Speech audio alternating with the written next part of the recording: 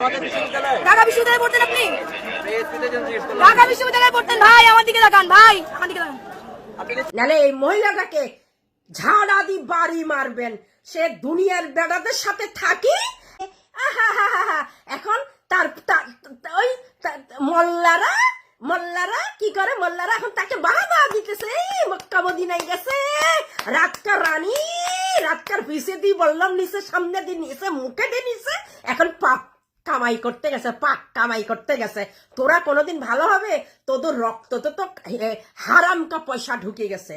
তোরা তো বাপের সাথেও থাকতে পারস, ছেলের সাথেও থাকতে পারো, যে টাকা দিবে তোরা তার হয়ে যাস।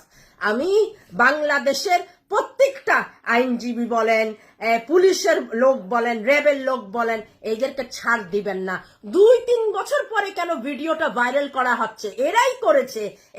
এই ছেলেটার জনের সাথে যদি তার সম্পর্ক ঘনিষ্ঠ না হয়, তুই তাই ব্যবহার আসে কোত্থেকে?